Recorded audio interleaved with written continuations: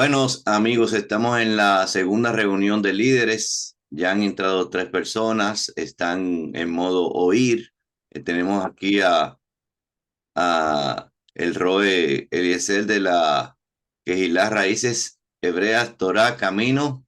¿A qué? ¿Cómo es que se me olvida? De luz y verdad. De luz y verdad. Ese es el Roe, Luis, nuestro Roe aquí, en Neuquén están. Neuquén, sí, Neuquén. Neuquén. Sí, está Bariloche. ¿Cuánto tiempo tiene Bariloche de allá? ¿Cuántos espacio, kilómetros? 6 horas. 6 horas, Y wow, es sí, largo. 500 kilómetros, 500 Bariloche kilómetros. está más al sur. Está más hacia la cordillera, un poco más hacia el sur, pero más a la cordillera. Ese es el Roe Luis Eliezer Sánchez. Luis Eliezer Sánchez, para que ustedes lo entiendan. Ya los que son del grupo eh, Yeshiva Israel Regresa, eh, también Visitante Israel, Sembradores de Shalom, el Ministerio Urim y Tumín, eh, le hemos dicho que estamos en la reunión. Vamos a tocar voy a ver si hago un resumen de lo que no se oyó en la segunda reunión, que ahora realmente formalmente es la segunda reunión, porque ya se está grabando y ya se va a poder mandar este video a YouTube. Entonces, estábamos hablando de aquel inicuo y por qué porque este es el potencial último Shemitah, que comenzó en septiembre, octubre, o sea, el 7 de octubre comenzó, para decir una fecha exacta, comenzó en la fiesta del séptimo mes del 2023, o sea, cuando pasó todo lo que ha sucedido, que hemos conocido de Israel, y terminará ese Shemitah en el 2030.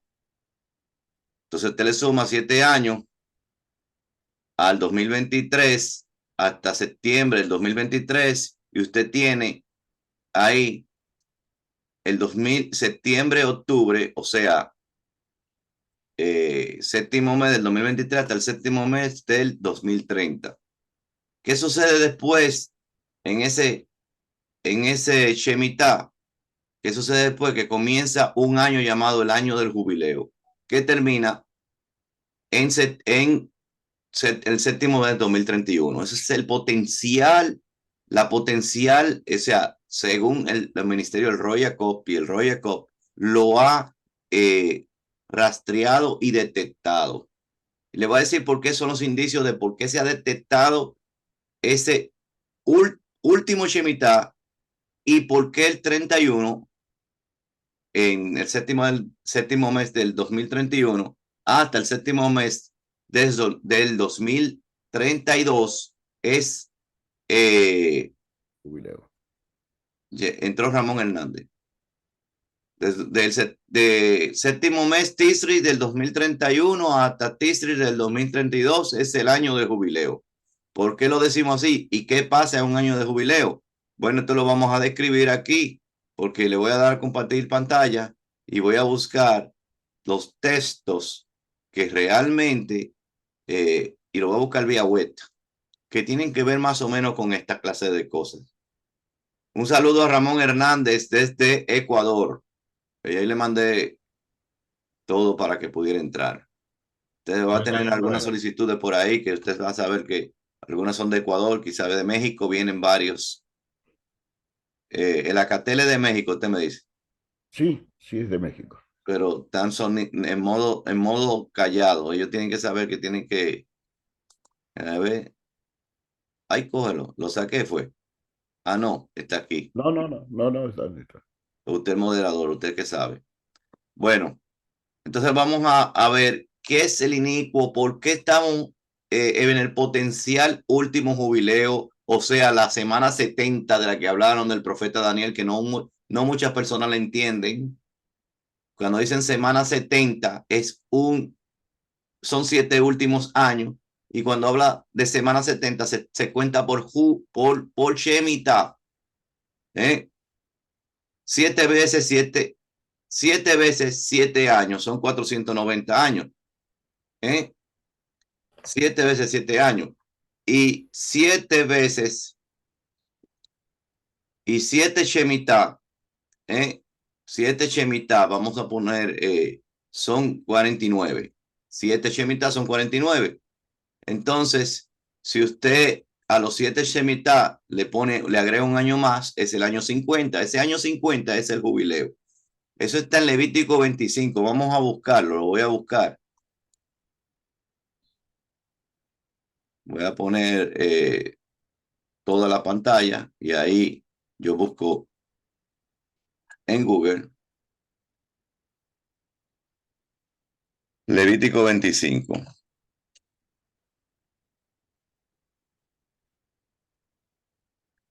Levítico 25. Vamos a ponerlo Levítico 25.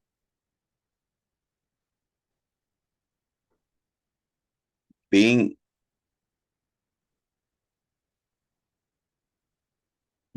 2011. A ver si aparece, sí. Israelita versión. Eso es fue un truquito para buscar las versiones que son K2.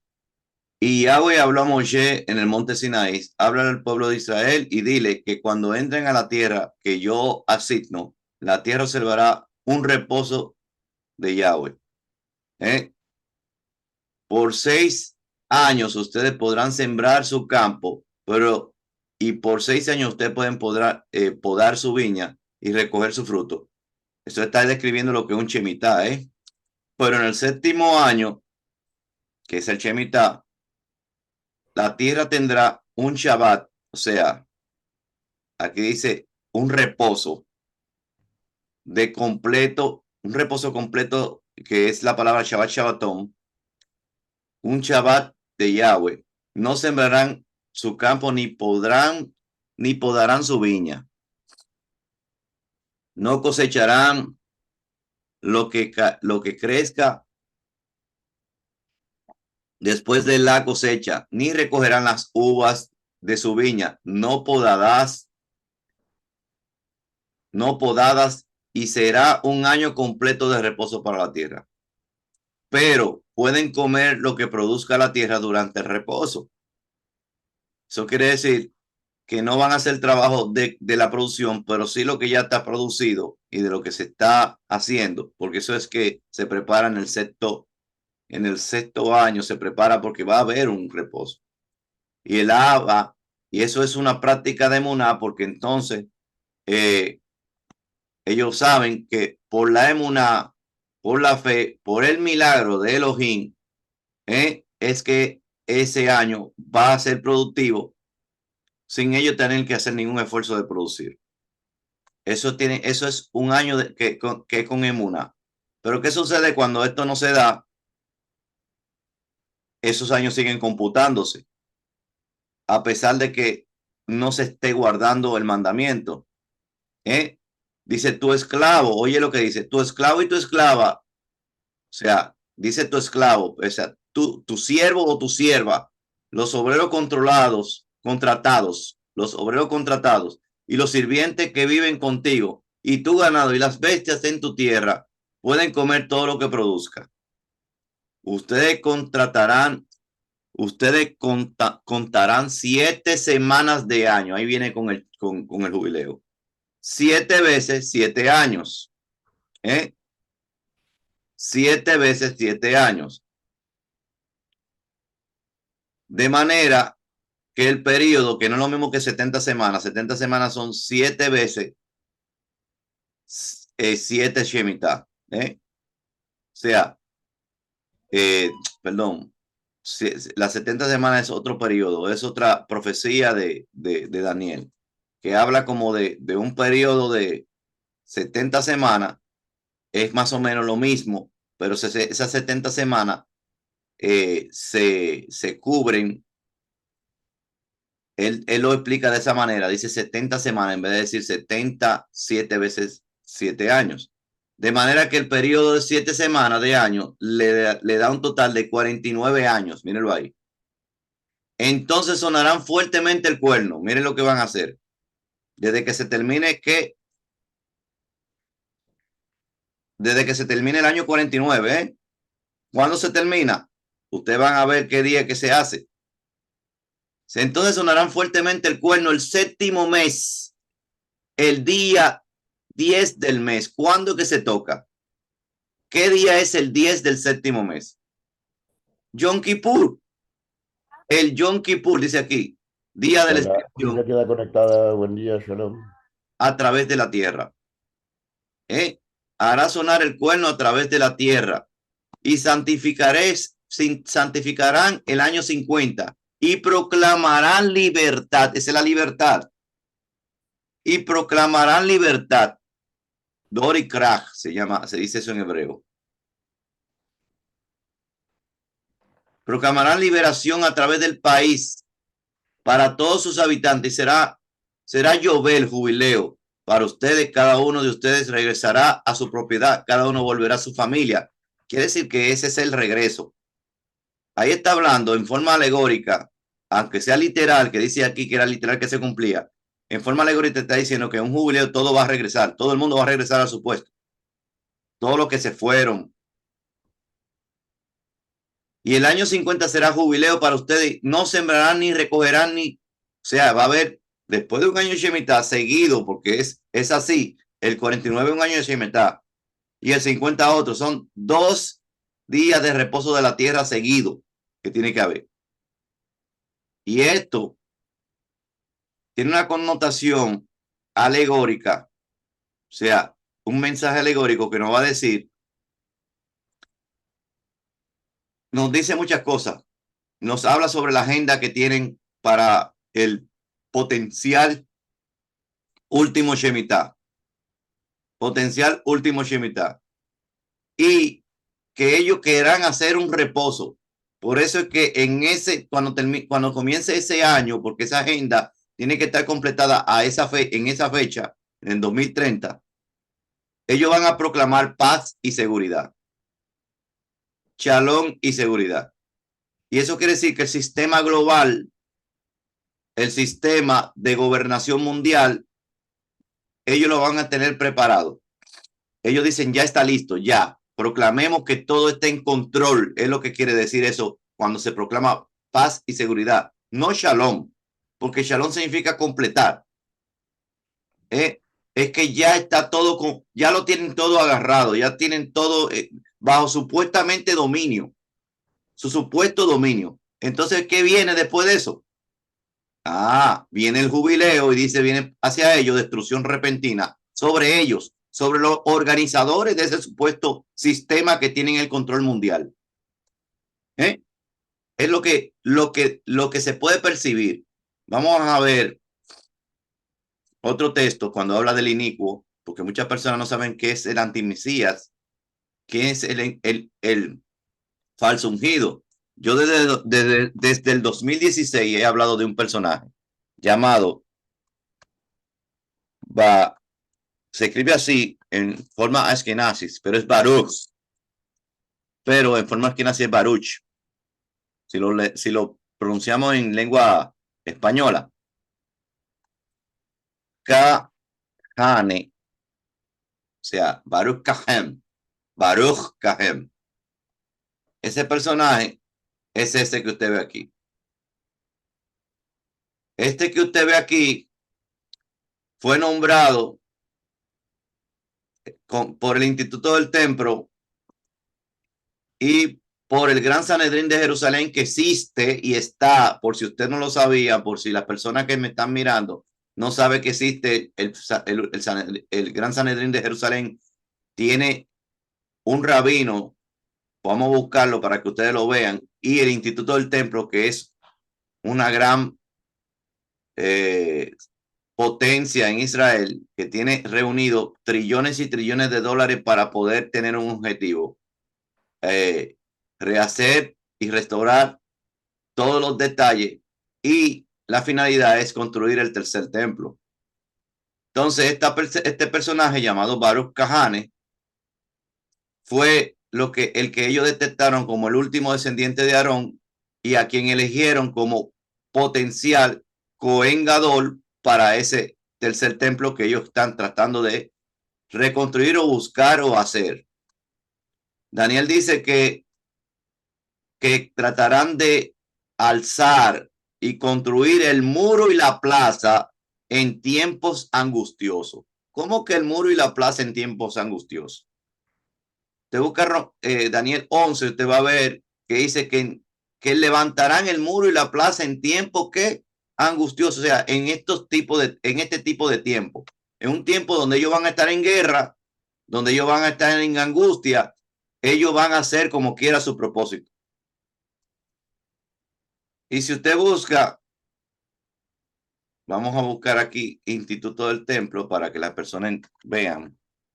Vamos a buscar el Gran Sanedrín. Gran Sanedrín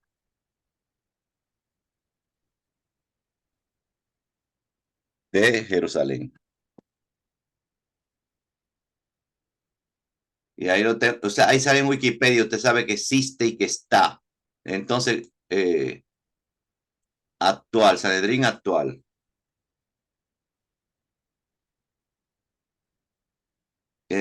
Vamos a ver, Rabino del Gran Sanedrín.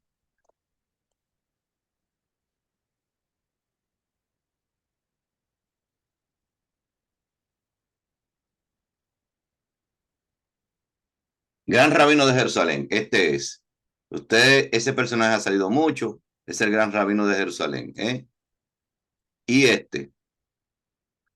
esta persona le han dado a ese señor autoridad al Instituto del Templo para que sea el último descendiente de Aarón.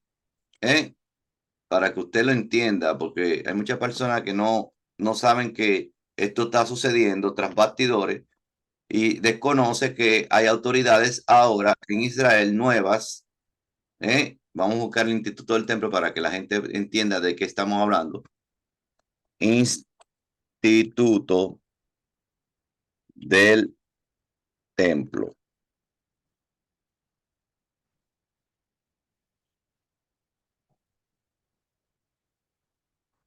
Instituto del Templo.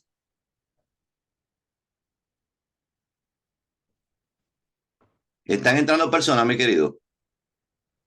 Sí, entraron de Bahía Blanca. Y usted va a ver mucha información sobre el Instituto del Templo. Yo pude, cuando fui a Jerusalén en el 2012, pude ver esta entrada, pero no entré.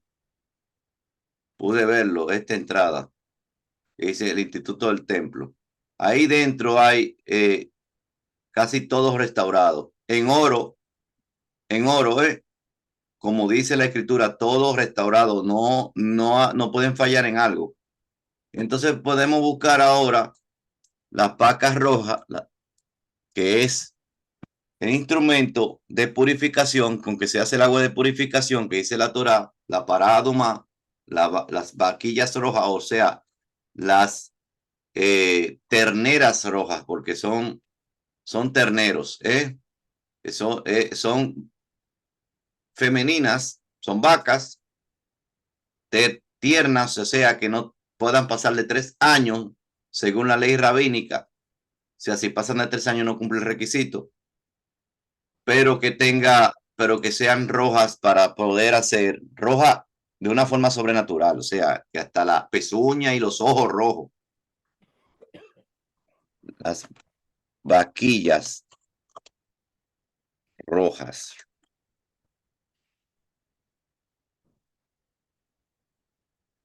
Ahí está.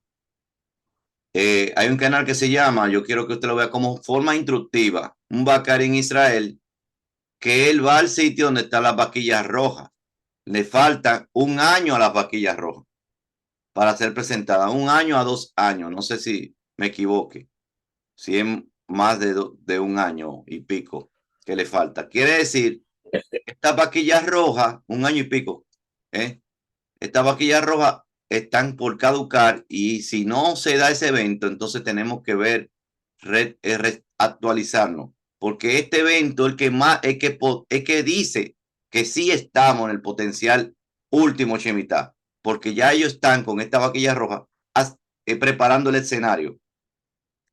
¿Cómo se prepara el escenario de la vaquilla roja? Bueno, ellos necesitan esa agua de la purificación. Aquí hay unos videos de la vaquilla roja. A ver si lo pongo en silencio.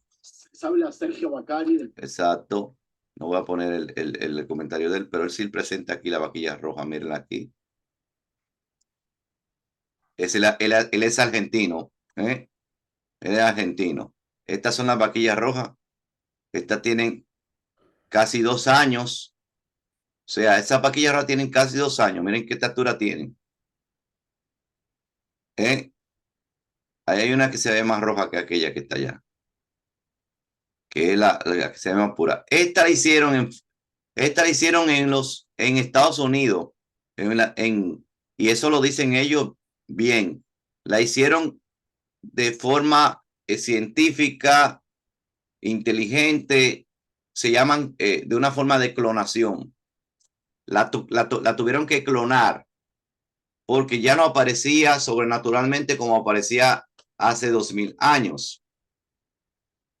Mira cómo dice, desde Israel la única vaca roja en 2000 años. Y ellos lo saben. Hace 2000 años no volvió a aparecer una vaquilla roja. Hace más de 2000 años.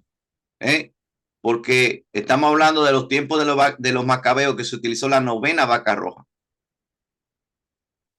O sea que en la historia de Israel solamente se ha utilizado para purificación por motivo de profanación del lugar.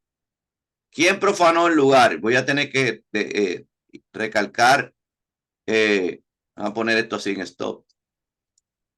Recalcar la historia o decir algo de la historia. ¿Quién profanó el lugar? Antíoco Epífanes. ¿En qué año? En el 100 y pico, en el 168 antes del Mesías. ¿Por qué se tuvieron que utilizar las vaquillas rojas? Bueno, porque un pagano, según la historia, puso tumá, entró al templo, una persona no pura, no apta, un gentil. Y cuando digo gentil me estoy hablando de lo que significa en hebreo gentil, que significa pagano. Muchas personas no saben lo que significa gentil. Extranjero o pagano tiene varios significados. Pero un extranjero, alguien que no tiene abodá, no tiene y no solamente, no fue él directamente que entró, sino del ejército. Profanó, hizo algo que dice la historia, no lo que dice el libro de Macabeo, sino que lo profanó sacrificando una cerda. Dice una cerda en forma femenina. Sacrificando una cerda, y hubo destrucción, hubo muchas cosas. Se llevaron muchos instrumentos. Bueno, la profanación ameritaba una purificación del agua de la vaca roja y también a los que iban a ministrar, porque los que iban a ministrar eran los mismos macabín, porque los macabín era la orden sacerdotal. Los macabeos pertenecían a la orden sacerdotal, pertenecían a la quejuná levítica, que era la que estaba en pie en ese tiempo. Y también los otros levitas que no se habían ido, no se habían helenizado, porque había muchos que habían desertado, habían soltado la toalla, como decimos aquí, habían desistido y se habían unido al sistema helénico de hacer una profanación, o sea, hacer cultos paganos a sus dioses en el templo, prostituta en el templo, porque esa era la práctica que habían prostitutas para los sacerdotes y todo eso. Esa fue una profanación desastrosa. Eso es lo que se puede equiparar a lo que Daniel dice, la abominación que causa desolación, que tiene varias dimensiones, porque tiene una connotación para el tiempo del fin.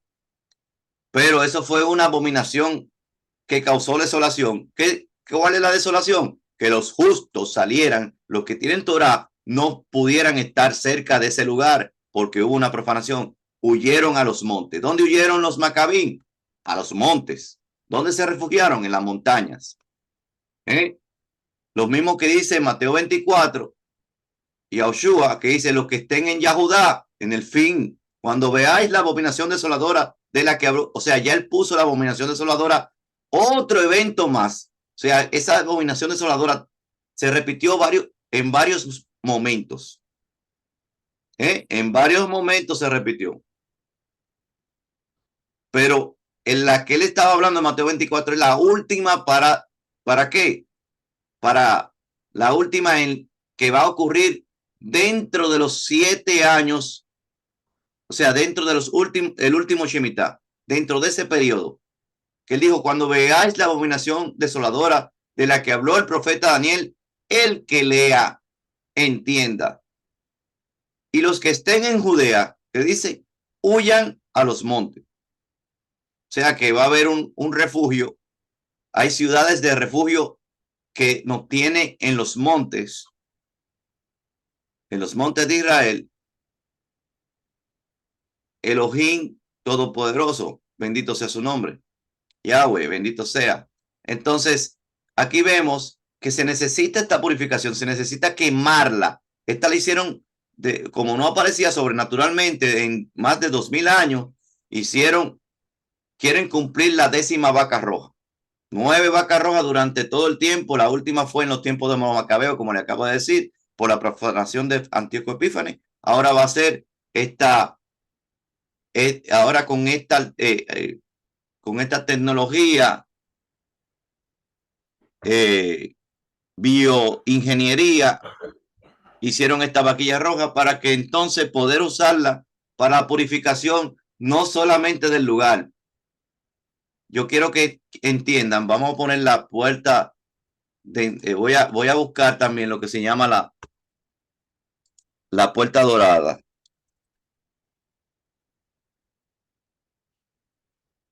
La puerta dorada de Israel. Por si las personas no saben qué hay en la puerta dorada, esta es la puerta dorada de Israel. Vamos a ver si pongo esto. La puerta dorada de Israel. Esta, la pueden ver ahí.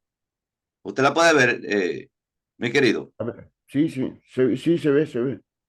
La puerta dorada, usted ve todo eso que hay delante. Esos son sepulcros que lo hizo Sulimán II. La puerta dorada está sellada. La única puerta de Israel que está sellada, que dice el profeta que por esa puerta que se llama la puerta de las ovejas, es que va a entrar ¿quién? El Mesías. Y como hay sepulcro, él puso sepulcros ahí, un cementerio musulmán, porque el Imperio Otomano era musulmán. Y ese cuadrado entero está sellado de concreto, como diciendo no va a entrar por aquí. Como que si se puede limitar a lo físico el impedimento de entrar de nuestro Adón. Y como ellos saben que esto aquí está impurificado también, las vaquillas rojas son necesarias. No solamente son necesarias para purificar el lugar, sino para iniciar una orden sacerdotal. Y la orden sacerdotal para ellos, como no ha llegado, como todavía no han recibido al Mashiach, y el Mashiach, para los que somos Meshihit o mesiánicos, que tenemos la mente del Mashiach, sabemos, como dice la carta a los hebreos, que él traspasó los cielos y se volvió Cohen para siempre, según el orden de Melech Tzadik. O sea que la orden levítica menguó y la orden del Melech Tzadik creció. Como dijo Yohanan ben Zacarías a Cohen, Juan el Bautista, yo tengo que menguar porque era de la orden levítica y él tiene que crecer. Eso se lo dijo a quienes, a sus seguidores. Yo tengo que menguar y él tiene que crecer. Cuando menguó completamente la orden levítica, que todavía estaba en pie, a pesar de que ya estaba plantada, ya había pasado Shavuot y ella estaba plantada la del Melech Tzadik. Bueno, en el año 70 ya culminó ahí completamente. Pero cuando culminó realmente, a pesar de que estaba plantada y aparentaba ser, y tenía que ser respetada como quiera, porque Shaul dijo, cuando le dieron la bofetada, dijo, perdón, porque no sabía que estaba delante de un príncipe de Israel. Y dice la escritura, no injuriarás a un príncipe de tu pueblo. Y los príncipes son los Coanín y el Cohen Gadol en ese momento. No sabía que era el Cohen Gadol. Dice, perdóname que no sabía quién era el Cohen Gadol. Pero él estaba, Shaul, bajo el orden del Melech Tzadik. lo que él tenía que respetar es que todavía aún había templo. Pero ¿cuándo fue realmente que en el Ruach ya había menguado Leví? O sea, la orden como sacerdote de Leví. Cuando se rasgó el velo, desde arriba hasta abajo, se rasgó el velo. ¿Qué es lo que estaba diciendo esto? ¿Qué dice la Torá de rasgarse? ¿Es rasgar una vestidura o rasgar una tela? Dice que el Cohen Gadol jamás se rasgará su vestidura. ¿Y qué hizo Cayafa o Caifás, que era el Cohen Gadol ante Mashiach? Eso lo explico mucho en la parasha. Se rasgó la ropa, quiere decir que se descalificó como juez. Se descalificó como juez. Y por eso es que le dice a Pilato, también Mashiach, tú no tuvieras poder si la orden no fuera dada de arriba. Porque Pilato le dijo, tú sabes que yo tengo el poder para aniquilarte o para matarte. Él dijo, tú no tuvieras poder si la orden no fuera dada de arriba. ¿Y qué sucedió con el velo del templo? Se rasgó de arriba, no de abajo, como si fuera un hombre que la rompiera de abajo, no. De arriba hacia abajo, diciendo, este juicio, esta transición de una queja a otra viene desde los chamaín. Es lo que está diciendo. Viene desde los cielos. Entonces, aquí está la puerta dorada va a ser abierta y todo esto va a ser purificado porque realmente puede purificarlo todo mayor, como dice la carta de los hebreos, más que la vaquilla roja. ¿Qué significa la palabra, el término 10? Porque también proféticamente tenemos que saber qué significa el 10. 10 significa completar. Por eso se le llamaba a la 10 tribus Israel. ¿Por qué? Porque estaba completa, si son 10. ¿Qué se hace? ¿Cómo se dice? Se le dice a 10 hombres que van a orar un minyan. Para que haya una conformación o un quórum, como le dicen en la mentalidad helénica, quórum quiere decir completar. O para que haya quórum, para que sea completada una asamblea, necesita haber de 10 o más. Si hay 10, ya como mínimo, ya hay un quórum. Quiere decir un minyan en hebreo. De ahí es que viene esa situación. No de la mente. La helenización fue un proceso que hizo Grecia en cambiar la cultura, transculturizar, o sea, volver a convertir a todo el mundo en su cultura. Y eso sucedió sutilmente, tan sutil que todavía muchos de nosotros tenemos muchos vestigios y utilizamos cosas que vienen de la helenización, porque fuimos esparcidos entre las naciones. Muchos términos que vienen de ahí, porque esa transculturización también la hizo ¿quién? Roma siguió ese efecto de cambiar la cultura. ¿De dónde viene la palabra cultura? Yo siempre amplío esto. La cultura es la etimología de una palabra hebrea. O sea, cultura, perdón. Cul, porque la UA sonaba como U, no como O. En la antigüedad, antes de que los masorín le pusieran las manos, no hubo una variación a O. La UA, la Kof, Wa, Lamet, Kul, significa todo, o voz. Kul significa todo, que ahora es la palabra Kol. O sea, si se dice ahora, fuera Kol Torah, pero es en el sonido antiguo, en la expresión antigua, la pronunciación antigua de la Wa, de la Ba, era la U, no la O. Entonces, por eso, porque era una madre de lectura, era una de las que conformaba las madres de lectura.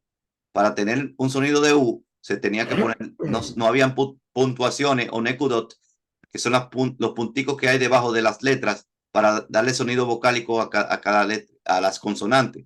Ese sistema de hebreo que tenemos en la actualidad vino después de la deportación de Babilonia, porque esas letras, ese Esos símbolos son del lenguaje arameo, son lenguas caldeas.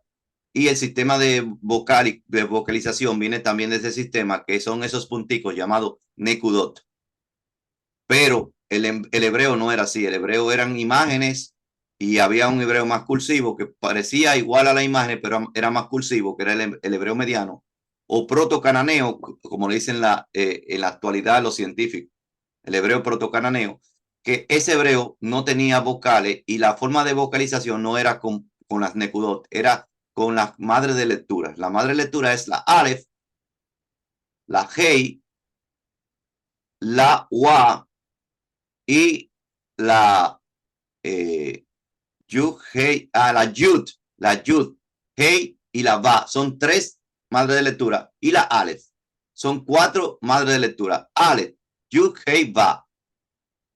Esas son las 4 madres de lectura. Con esas 4 vocales, y también se utilizaba de vez en cuando la Ain, que tenía sonido de A, también en algunos casos, para darle vocalización al hebreo. Y es por eso que no van a encontrar jamás, si buscan el sistema postbabilónico del lenguaje hebreo, que es el hebreo contemporáneo que tenemos ahora, no van a encontrar el verdadero sonido o la verdadera forma de cómo pronunciar el nombre de Yahweh, bendito sea. No lo van a encontrar jamás. Además de que el sistema masorético hizo lo que se llama el sistema de variantes, que es variar ellos dijeron que hayá es un verbo, y como es un verbo tiene que variar porque es el verbo ser o estar. Y si el verbo ser o estar es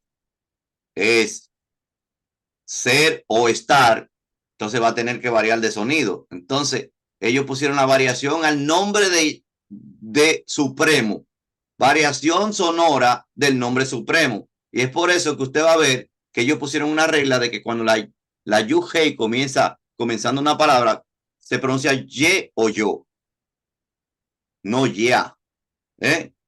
Cuando en los sonidos masoréticos antiguos, como el hebreo y el arameo, la Yud-Hei, que son sonidos semíticos, lenguas semíticas, es lo que quiero decir. Las lenguas semíticas antiguas, como el arameo y el hebreo, la Yud-Hei sonaba como ya. Un ejemplo, ¿cómo le dicen los árabes a los judíos? Yahudim. No Yehudim, como dicen ahora los. Y esto es algo que no es del tema que en relación, pero tenía que explicarlo. Entonces, ellos tienen que purificar esta zona que está aquí. Y tienen que, no sé cómo ellos querrán destruir esta puerta, porque ellos tienen que tenerla abierta, porque si no van a hacer o destruir la mezquita o hacer algo a partir de la piedra angular. La piedra angular es donde está la ubicación del lugar Kodesh HaKodashim. Y le voy a buscar cuál es el lugar donde está el Makón Kodesh HaKodashim geográficamente, porque está por debajo de la tierra. Era la piedra angular, desde la piedra angular era que se formaba todo el templo. O sea, había una piedra que era la que le daba el ángulo, le daba la conformación geométrica de dónde iba a partir el templo. Y desde ahí era que hacían primero el lugar Kodesh HaKodashim, el lugar santísimo. Ahora voy a buscar, se llama el domo de la roca, el domo de los espíritus.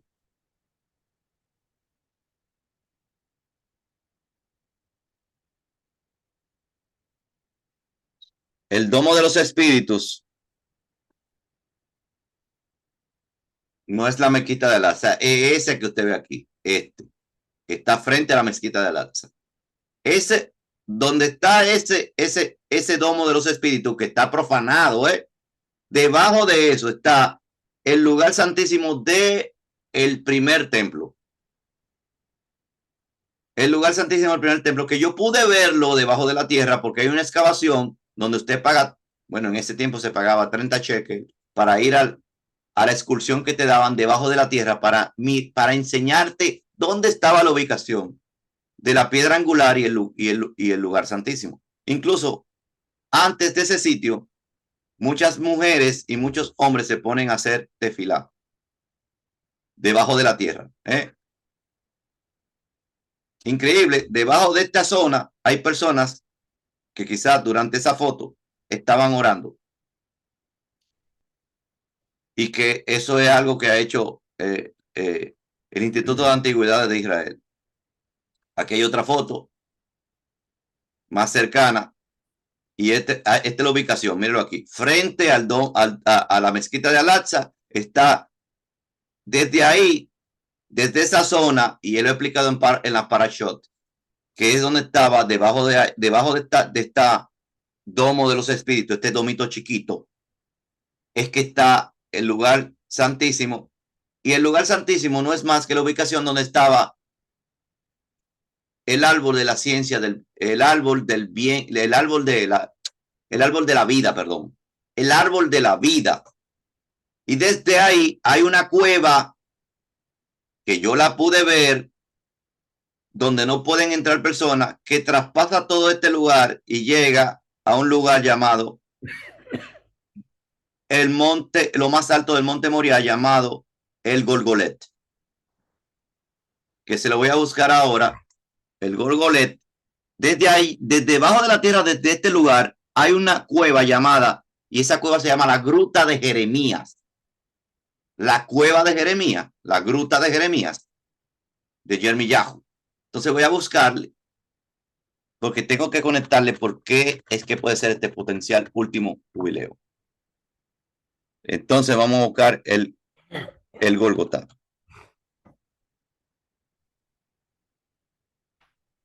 A ver si aparece el Golgotá identificado. Ah, exactamente.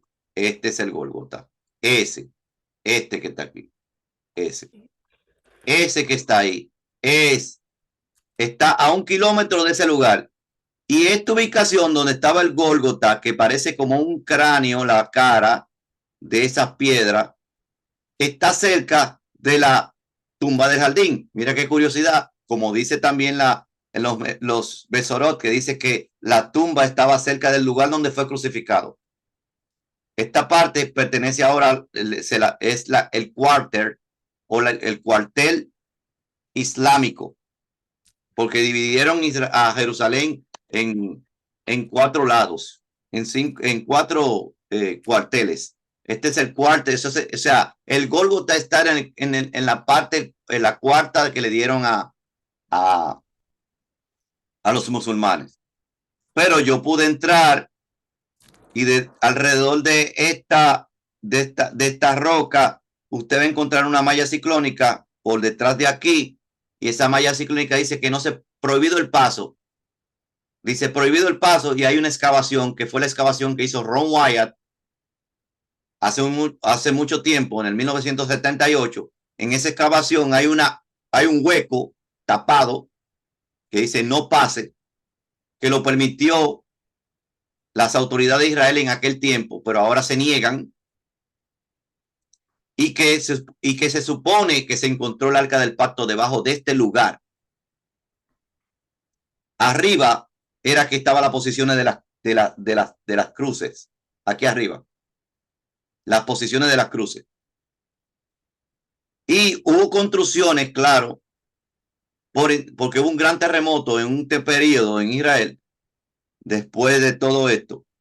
Y hubo toda esta ciudad que usted ve aquí, está encima de las ruinas que tenía Israel antes. O sea que esta montaña era más alta.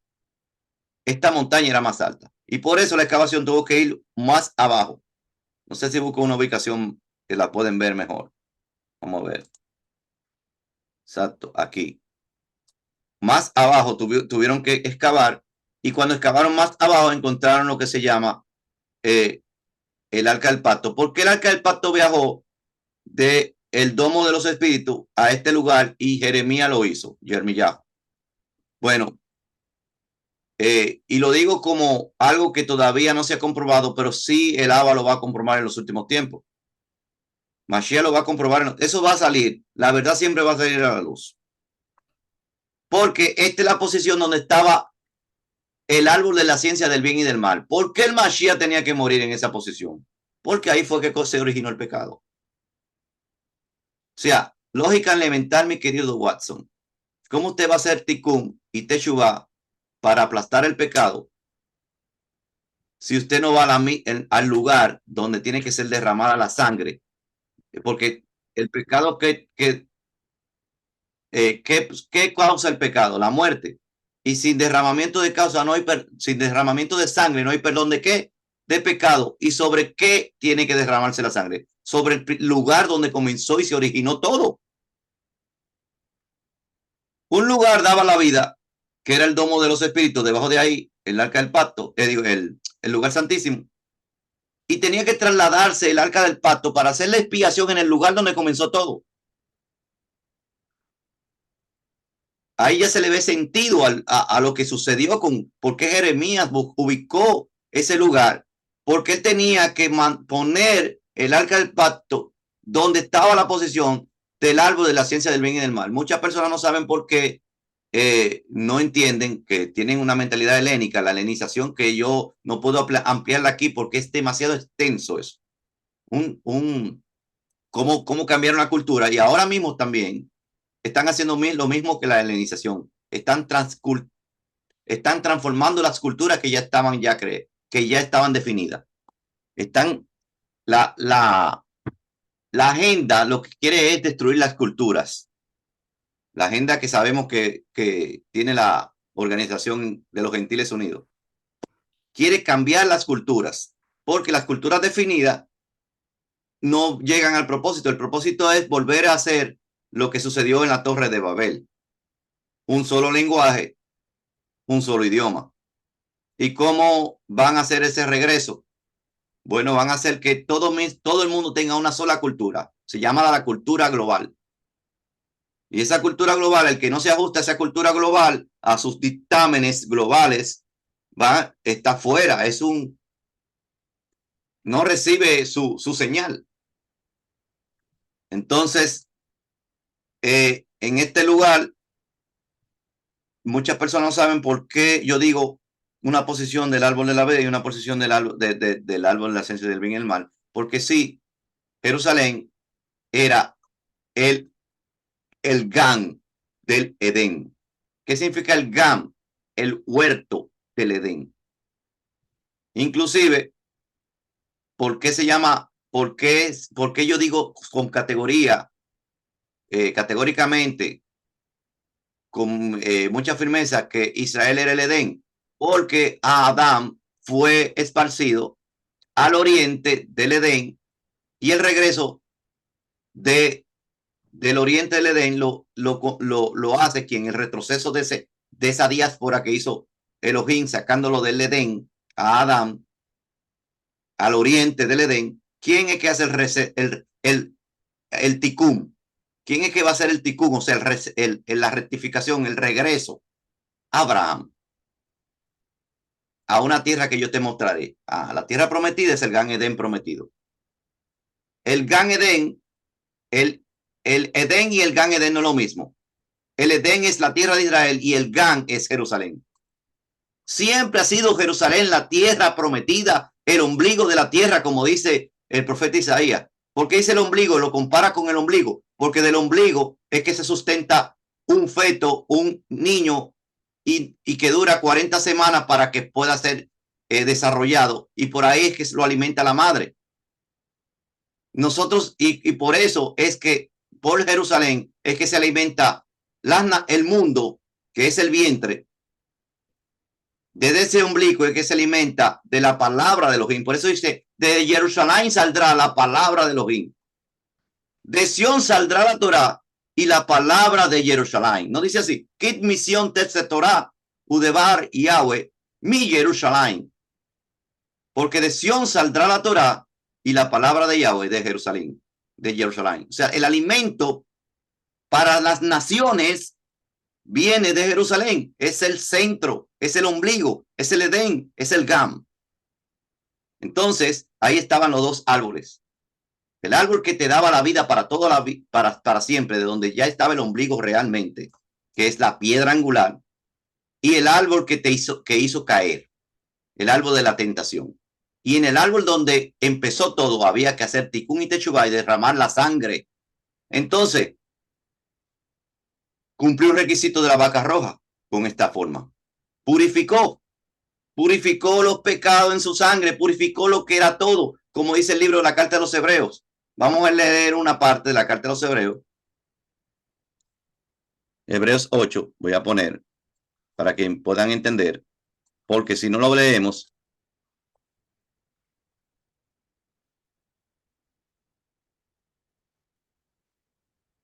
y no estoy explicando mucho de lo que dije, siempre se me voy porque siempre llegan temas muy interesantes. Bueno, vamos a leer lo de la Reina Valera. Dice aquí. Ahora bien, el punto principal de lo que venimos diciendo es que tenemos tal Cohen Gadol, sumo sacerdote, el cual se sentó en la diestra del trono en la majestad en los cielos.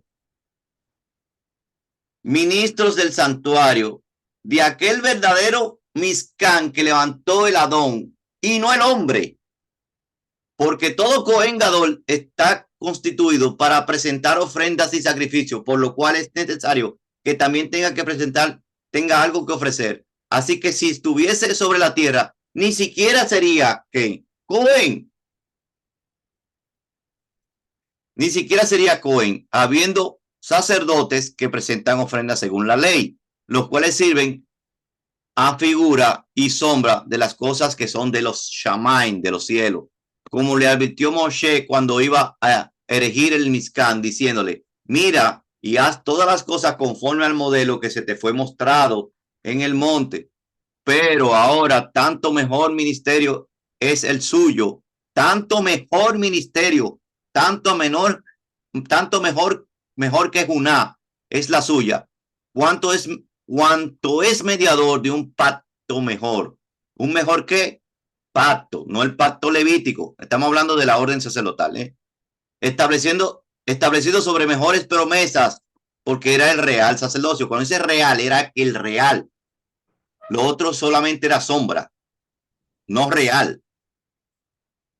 Ahora entienden por qué dice real sacerdocio. Son rey y sacerdocio, pero es que es el verdadero, el primero, establecido sobre mejores promesas, porque si aquel primero hubiera sido sin defecto, ciertamente no hubiera procurado lugar a este segundo, pero realmente es el primero, el del Melquisedec, porque a Melquisedec fue que se le dieron los Maserot, y los Terumot. ¿Quién se lo dio? Abraham. He aquí viene el día, entonces dice, y reprendiendo le dice, he aquí viene el día, dice el Adón, en que establecerá en la casa de Israel y la casa de Judá, no dice gentil, un Brit Hadashah, un pacto renovado, no como el pacto que hice con sus padres. Y aquí está parafraseando Jeremías 31:31. Al decir nuevo pacto, al decir Brit Hadashah, pacto renovado, ha dado por viejo el primero, lo cual se da viejo y envejece y está próximo a desaparecer. Y esto no está hablando de la Torá, para las personas que lo entiendan. Cuando dice Brit Hadashah, está hablando de lo que concerniente a quién, al la Kejuná, que esto lo utiliza mucho la doctrina del reemplazo para decir, mira, ya no estamos bajo el viejo pacto, estamos bajo el nuevo, como queriendo decir, están bajo la filosofía que ellos inventaron. Como que si el nuevo pacto no contempla que hay que seguir guardando la Torá. Si usted lee esto, dice que pondré mi Torá en su mente y en su corazón. Y no está hablando de gentiles, está hablando de la casa de Israel y la casa de Judá. Entonces ellos están fuera. Pero ellos te leen el 13 solamente. Entonces vamos al 7, porque en el 7 es que te habla, en Hebreos 7 es que te habla, a ver si es aquí, porque no sé si en el 9. Al final dice,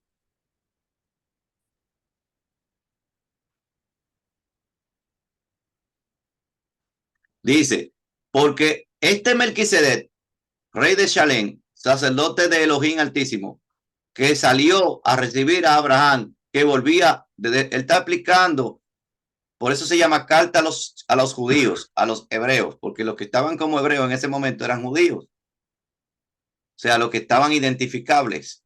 en ese momento que se escribió esto. Y esto lo escribió Shaul, y yo sé por qué lo escribió, porque tiene su mismo lenguaje, su mismo léxico, y ahí usted puede detectar quién fue que lo escribió. ¿Qué sucede cuando un judío se presenta a otro judío? No se identifica porque, como las otras cartas, porque no tiene una mente helénica. Va de una forma, como nosotros le llamamos aquí, humilde, donde no dice yo, Pablo, que si yo qué, que si yo cuándo, no. Dice, comienza la carta a los hebreos. Vamos a ver Hebreo 1 para que ustedes vean cómo comienza la carta a los hebreos. Dice Hebreo 1. Él va directo, porque ya de un hebreo a otro hebreo, ya no tiene que presentarse. Dice, Elohim, habiendo hablado de muchas veces y de muchas maneras en otro tiempo a los padres por medio de los profetas, en estos postreros días no ha hablado por medio de su Ben, de su Hijo. Ya sabemos que el Hijo es el mediador de todo. Entonces, dice aquí, a quien sí mismo dio a Abraham los diezmos de todo, cuyo nombre significa, primeramente, Rey de Justicia. O sea, la justicia la hacen los Coanín y es rey al mismo tiempo. También rey de Shalem. Ve que Jerusalén siempre figura, es el nombre antiguo de Jerusalén, Shalem. Esto es rey de paz, lo que significa la palabra Shalem, de donde viene la palabra Jerusalén, de las paces. Sin padre, sin madre. ¿Por qué dice sin padre, sin madre? Porque no tiene la genealogía levítica. Eso es lo que está diciendo en énfasis aquí. Ni sin genealogía, dice. Quiere decir, sin tener descendencia levítica para poder ser elegido. No tiene principio de días ni fin de vida. ¿Qué es lo que está diciendo en pocas palabras? Que el que toque ese cargo de ser Cohen, según el orden del Melech Tzadik, va a ser para siempre. Y está alegorizando aquí en forma profética que el que tome ese cargo va a ser para siempre, no tiene una caducción, que si muere, viene el hijo y le da lo reemplaza. No, no es así. Para siempre. Sin hecho semejante al hijo de, sino hecho semejante al hijo de Elohim, que permanece sacerdote, ¿para qué? Para siempre. Considerad pues cuán grande era a quien Abraham, el patriarca, le dio los diezmos. O sea, tiene que ser alguien grande para darle el diezmo del primer creyente de la humanidad después de la primera, después de ese desenfreno tan grande y la expansión de las personas en las naciones, cuando hubo la confusión de lenguaje y de cultura. De ahí es que vinieron todas las culturas. Ciertamente, los que entre los hijos de Leví reciben el sacerdocio, tienen mandamiento de tomar del pueblo los diezmos según la ley, es decir, de sus hermanos, aunque estos también hayan salido de los lomos de Abraham. Pero aquel cuya genealogía no es contada entre ellos, tomó de Abraham los diezmos y bendijo al que tenía las promesas. Sin discusión alguna, el menor es bendecido por el mayor. Y aquí ciertamente reciben los diezmos hombres mortales, pero allí uno de quien se da testimonio de que vive para siempre, ¿eh? Y por decir así, Abraham le pagó el diezmo también a Leví. O sea, cuando le pagó a Melquisedec, también le pagó a Leví, que recibe los diezmos, porque aún él estaba en los lomos de su padre cuando Melquisedec le salió a su encuentro. Sí, pues la perfección fuera por el sacerdocio levítico, ¿por qué bajó por qué bajó él recibió el pueblo la ley? ¿Qué necesidad había aún de que se levantase otro sacerdocio según el orden de Melquisedec y que no fuera llamado según el orden de Aarón? ¿Por qué cambiado el sacerdocio? Es necesario que haya también un cambio de Torah, o sea, de instrucción. Cuando dice cambio de Torah, ahí también buscan ese pedacito y dicen, mira, tú ves que cambió la Torah. Es según el sacerdocio. Y que aquel quien se dice, de que se dice esto, es de otra tribu, la cual nadie sirvió en el altar. porque manifiesto es que nuestro Adón vino de la tribu de Judá, de la cual nada habló Moshe tocante al sacerdocio. Y esto, o sea, esto es Shaul explicándoles a los hebreos. Vean esto así de esta forma. Y esto es aún más manifiesto. Si se asemeja de Melquisedec, se levanta un sacerdocio distinto, no constituido conforme a la ley del mandamiento acerca de la descendencia, sino según el poder de una vida indestructible, pues se da testimonio de él, según tú eres sacerdocio de Melquisedec.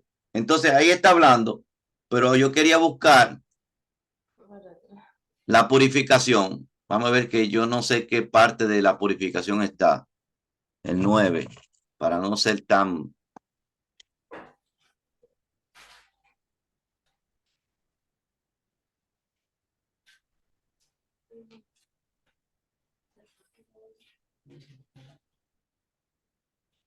mira, fue pues necesario que la figura de las cosas celestiales, eso está en el 23 del 9, Hebreo 9, 23, y fuesen purificados así, pero las cosas celestiales mismas con mejores sacrificios que esto, porque no entró Mashiach en el santuario hecho de mano, figura del verdadero, sino en el de los Shamaim, de los cielos.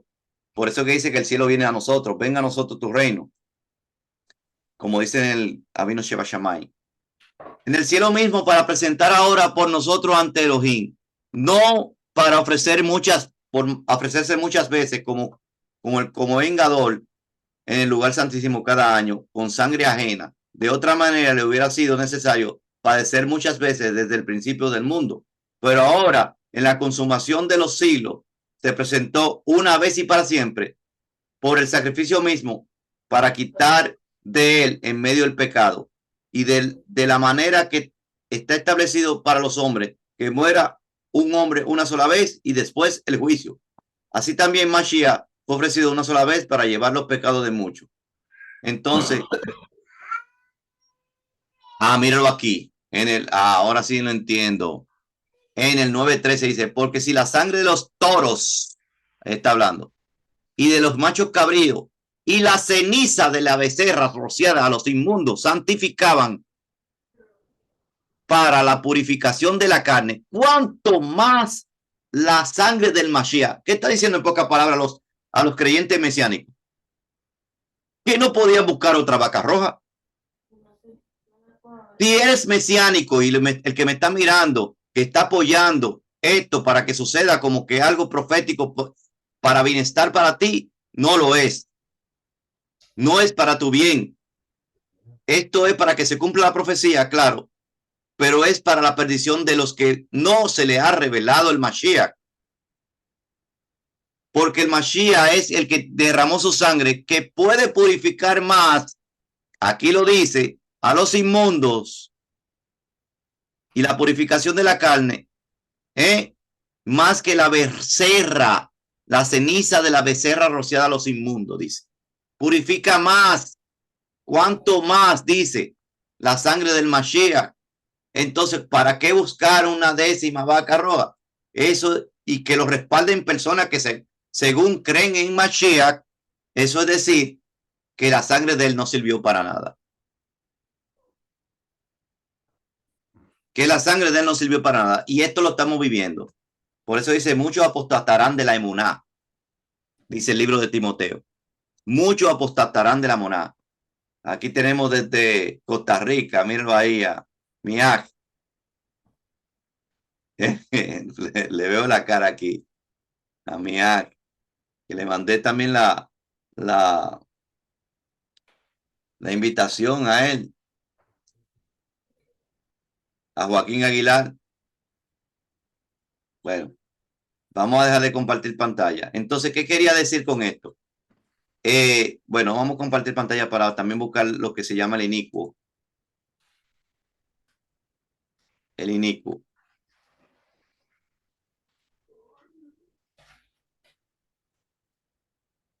Vamos a ver.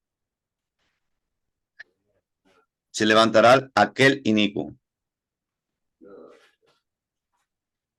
que hablé yo en la paracha sobre eso, sobre el inicuo. Inicuo significa en griego, porque todo se helenizó. Y lo primero que se helenizó, como una transformación cultural, y todo el mundo quiso el griego antes del hebreo, y muchos hebreos se habían transformado en griego. Lo que hizo fue que el gran rabinato, 300 años antes del Mashiach, creó una traducción, la primera traducción en otro idioma de la Torah de la Tanaj, llamada Septuaginta. ¿Usted ha oído eso? La Septuaginta. Entonces, en la Septuaginta, la palabra iniquidad o inicuo significa sin ley. Iniquidad es anominia. Inicuo es anomo. Un anomo es sin ley. Iniquidad es anulación a la Torah, anulación a la ley. Entonces, ahora en el Brit Hadashah no puede significar otra cosa. Por si las personas quieren ponerle otro sentido. Cuando dice en segunda de Tesalonicenses 2:8, y entonces se manifestará aquel inicuo. Está hablando de aquel que anula la Torá. ¿Y de quién es que se está tratando? Del Cohen Gadol, que va a sustituir, porque el asunto aquí, se lo he dicho muchas veces, desde el 2016, que es una confrontación de dos Kehunot, de dos sistemas sacerdotal, uno verdadero y uno falso. Y en ese sistema es que se unge. Como no pueden elegir un rey porque tienen el sistema de las naciones donde hay un presidente y los presidentes no se ungen, a David lo ungieron. Entonces tienen que levantar a un Cohen Gadol, supuestamente porque la religión está apartada de la política. En la palabra, en la escritura, el Melquisedec era político, vamos a ponerlo así para que la gente entienda, político, sea gobernante y religioso, para que la gente entienda, era ministrador y gobernante al mismo tiempo. ¿Están entendiendo ahora? ¿Pueden entender lo que significa eso? Porque en el cristianismo se ha dicho que la política y la gobernación no puede ir juntas, que eso es una aberración, que eso es profanación. No. En el sentido natural de los Shammai, en la ley de los Shammai, la gobernación, que es la política, y la administración iban juntas, porque el orden de Melech Tzadik es rey, que es gobernante o político, o jerarca, monarca y ministro al mismo tiempo. Era por eso que a David se le daba una copia de la Torah para que la tuviera debajo del brazo, un rollo. Entonces dice, se manifestará aquel sin ley, a quien el Adón matará con el rúa de su boca. Y hemos demostrado que el rúa de su boca es una espada, porque pi significa filo, y que la Torah que sale de el Mashiach es una espada aguda y afilada, como dice, de doble filo, como dice el libro de Apocalipsis. Eso lo pueden ver en el comentario de la Parashá Pinehas, que significa boca de serpiente. Destruirá con el resplandor de su venida. O sea que ese hombre que está haciendo papel de ministro y de falso ungido, anulando la verdadera Torah que viene del Mashiach, porque la Torah no separa, la suma de su palabra es Emet, y el Brit Hadashah es Torah también. Es Torah el Brit Hadashah. Y en la Tanakh está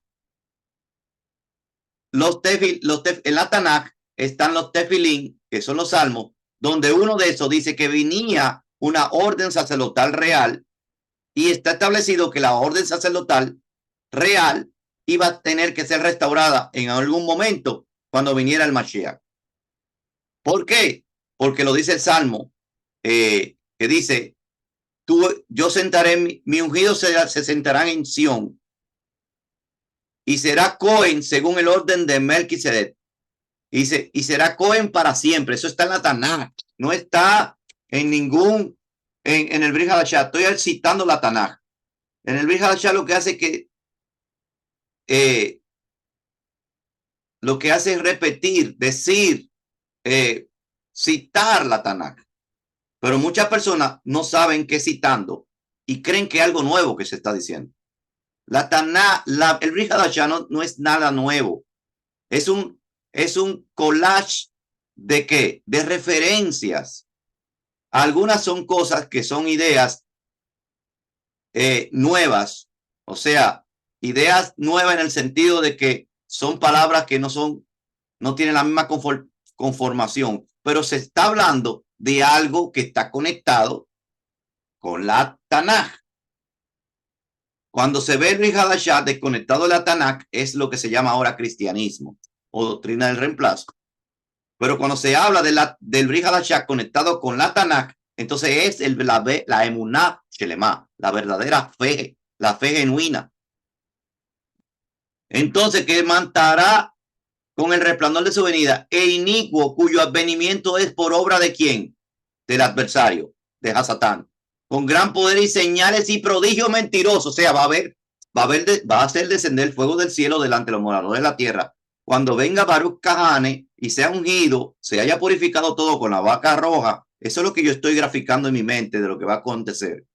Sea purificado todo con la vaca roja, se haga el escenario, se purifiquen a los inmundos, se purifique todo, te quite ese cementerio, se purifique, ellos hagan lo que van a hacer, hagan el muro y la plaza, hasta un altar que ellos hagan, y en ese altar que ellos hagan una abodá para poder persistir de que ellos son la abodá o el servicio o la quejuná que el Elohim levantó, y tienen que demostrarlo con presentarse a una Shejiná. Pero ¿qué Shejiná es la que se va a presentar? Es advenimiento de obra de ¿qué? De Hasatán. Cuando dice la palabra Satanás, la gente dice Satanás ahí, que mucha gente quiere negar ese personaje. No es Satán. Satán puede ser cualquiera que adversa, cualquiera que contrarresta. El mismo Elohim se puso como Satán. ¿Ante quién? Ante Bilam. Pero cuando se dice Satán, se está diciendo que hay uno que adversa. El adversario, no los adversarios, los satanot o Satán, que puede ser cualquiera, es Hasatán. Y cuando dice Satanás, vino de esa traducción griega de cuando dice Satanás en español. Para aquellos que lo están negando que hubo un ser llamado Luzbel que adversó el imperio, el reino de Elohim, y que quiso hacer un reino según a su muchedumbre de multitud de la Shonjara, como dice el Isaías 14 y Ezequiel 38. Entonces, Hasatán se va a presentar como la falsa Shejiná en esa boda. Es el escenario que estoy viendo en mi mente. Y harán descender, dice Apocalipsis, fuego del cielo delante de los moradores de la tierra. Y cuando dice la palabra tierra, está hablando de Eretz. Quiere decir que la abominación desoladora es que ellos van a decir cómo fue probado los Mizcán, el primer templo y el segundo templo. Pero el primer templo, el templo de Salomón, ¿qué bajó del cielo para prender el altar? Fuego del cielo. Porque para que no haya fuego extraño, el fuego tenía que venir del cielo. O sea, ¿cuál es el fuego extraño? El que viene de los hombres. El que usted hace un fuego por sí mismo y prende el altar. Bueno, pues ellos van a engañar al mundo descendiendo fuego del cielo. Dice que harán grandes señales y prodigios. Y Apocalipsis me habla que van a hacer descender fuego del cielo delante de los moradores de la tierra para engañarlos. Y que harán de engañar y que tratarán de engañar aún si fuere posible a quién. A los que tienen Torah. ¿Quiénes son los elegidos? ¿Quiénes son los discípulos? La regla de oro, Isaías 8, Isaías 8, 16 al 20. Vamos a buscarla. Isaías 8, 16. Dice, ata el testimonio, y sella la ley entre mis discípulos. Ata el testimonio. ¿Cuál es el testimonio? Las tablas del testimonio. ¿Y quiénes tienen el testimonio? Los profetas. Y sella la Torá entre mis discípulos. ¿Qué es lo que tienen los discípulos? Los elegidos los escogidos de Yahweh, bendito sea. La Torá. Este es su sello. ¿Y qué dice el 20? Esa es la regla de oro. Para poder nosotros discernir y no caer en ninguna falsificación. ¿Qué dice Isaías 8:20? Dice, a la ley y al testimonio, que dice en hebreo, le Torah, le teudá. Le Torah, le teudá. Testimonio es teudá. Le Torah, le teudá. Si no hablase conforme a estas palabras, es porque no le ha amanecido. No hay amanecer para ello. Quiere decir, no es cierto si no está a la Torah y al testimonio. No es cierto. Regla de oro. Simple. ¿Y cómo lo dijo Shaul? ¿En qué palabras que parecen nuevas? Leedlo todo y retened lo que es bueno. ¿Qué es lo que es bueno? A saber, la Torah es santa, justa y buena. ¿Qué es lo que es bueno? La Torah. Retener lo que es de Torah. Leedlo todo y retener lo que es de Torah. Pero ¿en qué escrito? En los escritos judíos. Los escritos judíos. Entonces, sabiendo que hay un misterio, vamos a ponerlo aquí, llamado el misterio de la anulación a la Torah, el misterio de iniquidad. Misterio de iniquidad. Que yo lo he hablado en Pablo bipolar y Pablo versus Shaul, el Chaliach. Le he hablado de eso para que la gente entienda. Y también he hablado de el otro, tengo un tema llamado El Otro Evangelio en el canal de YouTube. El Otro Evangelio. Y el otro Evangelio quiere decir que viene sin la Torah. Porque la Torah es el Evangelio. Es la buena noticia. Eso tenemos que hablarlo también. Y dice, es un levantamiento, bueno, el ministerio de iniquidad. Según el Tesalonicense 2. Dice, porque el ministerio de iniquidad ya está en acción. ¿Qué significa iniquidad? Ya sabemos que la palabra iniquidad significa anominia. ¿Anulación de qué? De la ley. Según la Septuaginta, iniquidad significa anulación de la Torá. Para que la gente entienda, porque muchas personas ven la palabra iniquidad y entiende otra cosa, se va a lo que, hacer la maldad solamente. No, no es hacer la maldad, no es el bajo en moralidad, no. Ministerio de iniquidad quiere decir es el artificio de quitar la Torá de la mente de las personas. Sutilmente te viene como con Torá, pero con la Torá alterada, te la adultera y de pronto ya tú estás fuera de la Torá. En un momento llamado la ventana de Overton, un señor llamado Overton explicó cómo sutilmente, paso a paso, con el tiempo, te sacan de un lugar y te llegan a una conclusión y ya para ti es algo certero, como que tú lo tienes como un precedente, como que algo como que tú lo entendiste que es así. Pero fue que te llevaron paso a paso, te hicieron un trabajo psicológico a través del tiempo. Y eso es lo que está haciendo Hasatán. Hasatán es con la Lashon Hara, que es un trabajo psicológico y te saca de la verdad para traerte la mentira y que tú creas que esa mentira es verdad. Oigan qué sutil es la situación. Es por eso que tratarán de engañar, aun si fuere posible, a los elegidos.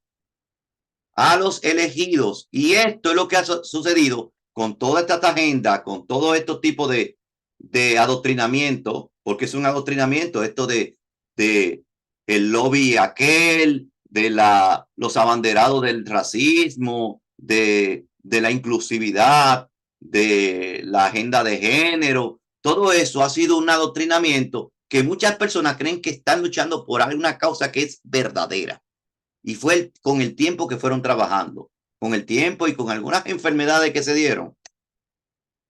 Comenzaron a trabajar la mente, comenzaron lo que se llama un proceso MK Ultra. MK Ultra es un proyecto que parece que estamos hablando de algo de ciencia ficción y que le dicen teoría de conspiración, pero que se ha dado el caso de que ha sido un lavado de cerebro.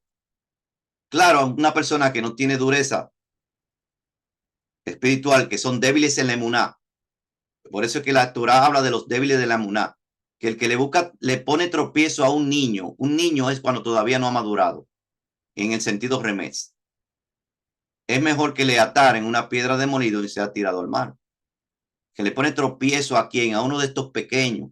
Y cuando dice de estos pequeños, quiere decir aquellos que están todavía entrando, empezando, están en leche, todavía no tienen el discernimiento ni la madurez para poder enfrentarse a unas grandes mentiras sutiles y a una gran y a un gran proyecto psicológico y un evento psicológico como lo está haciendo el adversario para traerte a una posición y tú creer que tú estás defendiendo la EMET y no es así. Está bajo el ministerio de la iniquidad, en el ministerio de la anulación a la Torah.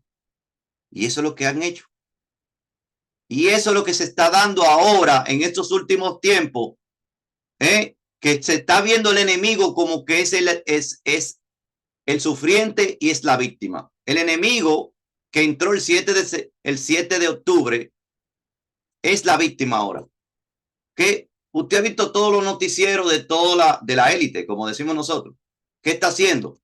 Se está presentando a los enemigos que dice la escritura, que dice que el Mashiach va a actuar contra ellos como la víctima. Y mucha gente que tiene agenda contraria a su adoctrinamiento y contraria a lo que los enemigos piensan de ellos, lo están reivindicando en sus marchas.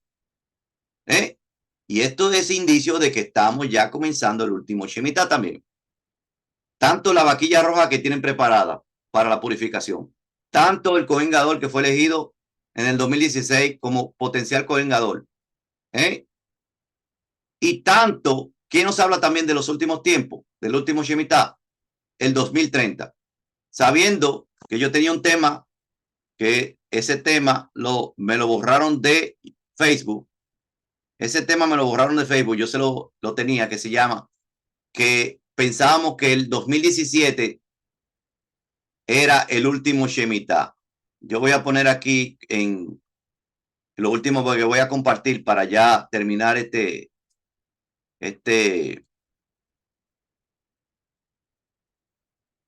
lo último que voy a poner es la captura que yo hice de ese evento.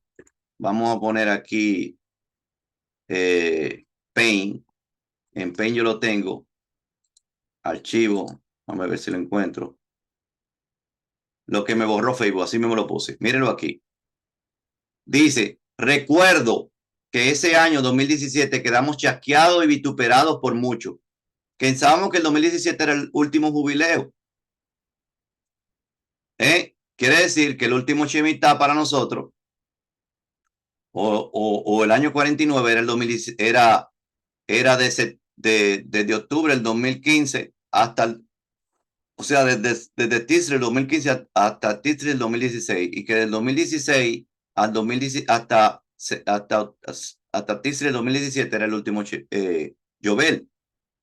Entonces, dice así, recuerdo que este año 2017 quedamos chasqueados, vituperados por mucho, pero después entendimos que no estábamos listos porque era una prueba para nuestra emuná y no lo entendíamos. Después comprendí que hubo una tardanza porque la Bit, que es la Calá, la esposa, no estaba lista.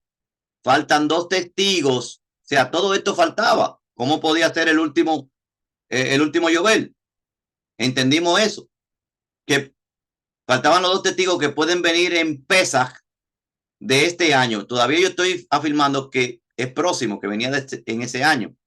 Eliyahu Anabí y Moshe Rabenu. Yo digo afirmativamente que los 2 testigos van a ser Eliyahu Anabí, o sea, Elías el profeta, y Moshe el Rabeno. Moshe y Elías. En este año 2020 a 2027. Oye cómo yo lo tenía, 2020-2027. Era yo siempre pensando y maquinando. ¿Cuándo es? Hasta que llegó la idea. Dice, y comencé a agitar comenzaron a agitarse las aguas en el 2020. Las naciones, que esos son los que representan las aguas, y quieren hundir el barco de los Shelijín, de los 12 emisarios, que somos nosotros, el movimiento mesiánico. Pero hay que clamar a Yahushua. Eso es una alegoría que hay detrás de ese evento, del agitamiento de las aguas, y que clamando a Yahushua, que se está haciendo el dormido, o sea, se hace el dormido para que clamemos a él. Solo espera que clamemos y él puede caminar sobre las aguas, o sea, sobre las naciones agitadas. Él puede detener los vientos, que son la potestad y la huestes maligna que hay en los Shamaim, en los aires, y él tiene control sobre todo lo creado. Si no has despertado aún, es hora de que despiertes. Despiértate tú que duermes. El mar de los gentiles, las naciones, se agitan para desorientarnos. O sea, quitarnos la vista del oriente, intentar quitarnos la vista del oriente. Despierta, decía en ese momento. Eso fue en el 2016 que yo hice esa publicación, pero la edité para que entendieran que hubo un problema. Dice, y es probable que la tribulación, cual nunca hubo ni la habrá, ya esté comenzando, o quizás falta mucho tiempo o más.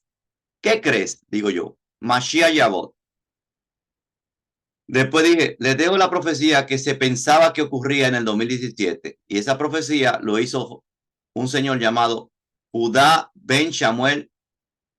O sea, era un judío ortodoxo, no estamos hablando de un judío mesiánico, que hablaba de lo que pasaba en los 2017 de todos los años y los 2000 y en los 17 y en los 67 de todos los años, perdón.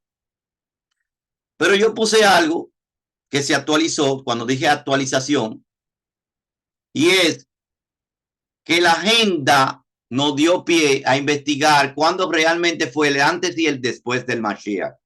Y el cristianismo lamentablemente nos puso a nosotros a pensar que el antes y el después del Mashiach, que se tenían que contar los 40 jubileos, era de su nacimiento, y no es así.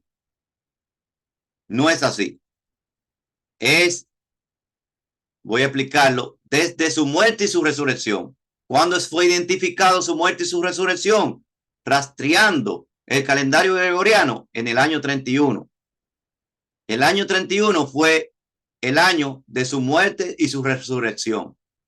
Quiere decir que los 40 jubileos se tienen que contar desde ahí, porque la muerte y resurrección es la que dio expiación para el pecado. Y desde ese momento hay que contar hasta qué año.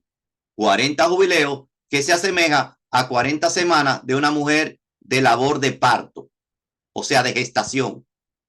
La última semana de esa gestación, mira qué alegoría más bonita, de una mujer de parto. Es por eso que la Torah siempre pone este ejemplo de una mujer que está en alumbramiento. Y el planeta es un vientre, por eso que es esférico.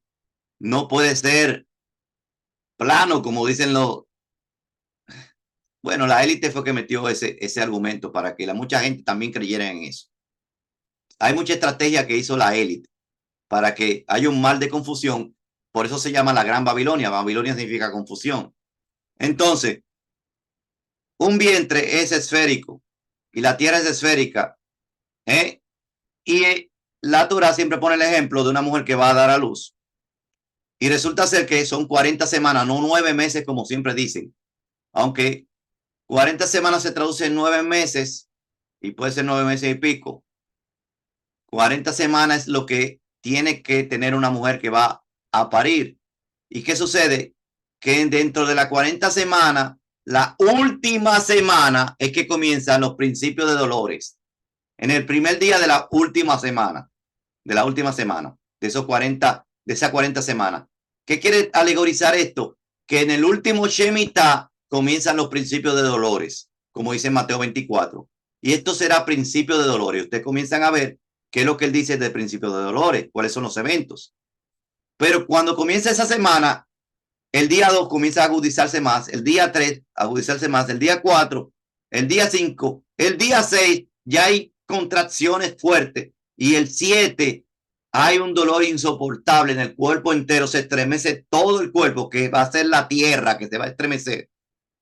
Y ese vientre Jerusalén va a estar más estremecido y va a venir el Hijo. Y el Hijo es Mashiach. ¿Está comprendiendo? Entonces son 40 jubileos desde el 31 hasta el año 2031. Y es por eso que es el potencial último Shemitah que comenzó en el 2000, en Tisri del 2023 con este evento del 7 de octubre hasta Tisri del 2030 y después de ahí viene el año siguiente viene el último jubileo, el potencial último jubileo. Y eso es lo que yo quería explicar. Vamos a ver cuánto tiempo tenemos ya en la reunión. ¿Cuánto tiempo tenemos, Robert Luis? ¿Cuánto tiempo tenemos en grabación? Bueno, ya tenemos aproximadamente más de una hora. Yo creo que Una hora, tenemos una hora 35. una hora 35. Vamos a dejarlo aquí. Yo creo que expliqué lo que yo expliqué en la otra. Yo creo que yo expliqué lo que expliqué en lo que no se había grabado, de lo que es el Ministerio de Iniquidad, de quién va a ser el potencial inicuo, o sea, inicuo quiere decir de cinturar, que va a ser la obra de anulación a la Torá, de no hacer lo que es la bodá. El fuego extraño va a llegar, que es un fuego que cae de los Shamaim para hacer creerle a los elegidos, para tratar de engañarlo, de que es el fuego de Elohim. Y así los que no tienen Torá van a pensar que vino del cielo ese fuego y que esa que es una que está haciéndose Baruch Kahane va a ser la certera. Y no sabemos si a la mitad de la semana, o sea, a la mitad de este Shemitah, que va a suceder eso, para que sea legitimizada esa quejuna o ese sacerdocio y que crean que vino de Elohim. Y es por eso que cuando vengan los dos testigos en los 3 últimos años y medio antes de la venida del Mashiach, que pueden ser el 2027, que estén llegando Moshe y Eliyahu. ¿Por qué lo digo así? Yo lo digo porque también hubo una visión de que dijeron muchos no gustarán la muerte sin ver el reino de los cielos, le dijo el Mashiach. Y lo que tomaron fue a Felipe, a Kefa y a Juan. ¿Y qué visión fue la que vieron? Que se puso la ropa resplandeciente del Mashiach en un monte y con él estaba Moshe y Eliyahu. Y Kefa le dijo, como era fiesta de Sukkot, dijo, vamos a hacer un azúcar para ti, para Moshe y para Eliyahu. O sea que ellos vieron una visión de lo que va a suceder cuando él venga en el Malhut Hashamayim, cuáles van a ser los dos testigos que van a estar uno a la derecha y otro a la izquierda. Entonces, si ya no podemos entender eso, ¿cómo vamos a poner otros dos testigos? En Malaquías 4 dice también algo similar, que antes del gran día ardiente y terrible van a venir. Dice que hay que creer a la Torah de Moshe, quiere decir la instrucción de Moshe, su siervo que se le dio a todo Israel. Dice, antes del gran día terrible y ardiente, enviaré el profeta Eliyahu para que se reconcilien los padres hacia los hijos y los hijos hacia los padres. ¿Qué quiere decir esto? Para que se reconcilien los hijos que se han dispersado entre las naciones a Abraham, Isaac y Jacob y a todo Israel. No en los padres naturales. Está hablando de una forma alegórica, diciendo que se reconcilien con Israel, que para eso es que viene Eliyahu y Moshe en los últimos tiempos. Y ya hay muchos testimonios de por qué literalmente va en el 2027, el potencial año que es la mitad de la semana o los 3 últimos años para el 2031. Puede ser en Tisri del 2027 que entren ellos, que en Tisri no, en Pesach, porque siempre a Eliyahu lo esperaban para Pesach. Recuérdense la boda de Pesach. O sea, va a ser en un 2027 Pesach con un 2028 de Pesach para que entren, para que sean los 3 últimos años y medio. ¿Por qué dicen los 3 últimos años y medio? Porque vienen un medio año para completar. Entonces puede ser que sea el 2027 en Pesach para que en Tisri del 2031 sean 3 años y medio. Ahora estamos entendiéndolo así. O Pesach del 2028. No sé cuál de los dos es que cuadra con 3 años y medio. Pero ellos van a llegar los 3 últimos años y medio antes de que venga el Mashiach, porque cuando venga los 3 últimos días y medio de su regreso, todo el pueblo, pensando que la Kejuná, la falsa Kejuná, el que hizo la abominación desoladora, era un verdadero, vino de los cielos. ¿Qué van a hacer todos los hombres? Como dice que se juntó todos los hombres de Sodoma para agarrar los 2 Malachim que habían llegado para tomarlo, lo que habían llegado aquí a donde Lot. Ese mismo evento, esa misma figura se va a dar dice el libro de Apocalipsis, con los 2 testigos. Todos los hombres van a ponerlo y lo van a matar en la gran plaza. Van a durar sus cuerpos 3 días y medio pudriéndose y ellos entregándose regalos, según dice el libro de Apocalipsis. Y entonces los cuerpos después de los 3 días y medio resucitarán, y una voz de los Shammai, que es Mashiach, le va a decir: subid acá. Y sé que ese fue el día de la trompeta, porque usted lo sigue leyendo y usted va a ver que el ángel toca la 7ª trompeta. Y he explicado que toda la trompeta, los shofarot, ¿por qué habla de 7 trompetas? Porque son 7 meses, que es el año festivo. Desde Abid hasta Tisri, la 7ª trompeta es el Rosh Hodesh o el Yom Teruah, que es donde los 2 testigos tocan la trompeta de plata para reunir el pueblo. Tienen que tocar la trompeta de plata. ¿Para qué se tocaba la trompeta? Por eso hay que conocer Torah previo a esto, a todo lo que se describe en el Brit Hadashah, para saber qué evento a qué evento se está refiriendo. Si está descrito en la Torah que 2 hombres tocan 2 trompetas de plata. Uno tiene una trompeta y el otro tiene las otras. 2 testigos. Uno que se pone a la izquierda y otro a la derecha del Cohen Gadol, y que cuando el Cohen Gadol pestañaba era que daba la orden para tocar la trompeta. Es por eso que dice, en un abrir y cerrar de ojos, a la final trompeta. ¿A quién se le llama? ¿A qué fiesta se le llama la final trompeta? Lo describí mucho. Yo tengo un tema llamado la venida del Mashiach, Yom Teruah, y la venida del Mashiach, Yom Kippur. Desde Yom Teruah a Yom Kippur se realiza la venida el regreso del Mashiach. Entonces la final trompeta es Yom Teruah, que se hace con la aprobación para que los 2 testigos toquen la trompeta, es en un abrir y cerrar de ojos, haciendo un pestañear. Esa era la señal que hacía el Cohen Gadol, y según la tradición lo dice así. Eso está en el tratado Talmud Rosh Hashanah, para que vean que eso está en la historia del Talmud también. Entonces vamos a despedir aquí, porque hay muchas cosas todavía de ese tema que hay que hablar, pero tenemos mucho tiempo ya grabando. Voy a pausar la grabación. Espero que les haya gustado y espero que puedan sacar provecho de esta grabación. Shalom.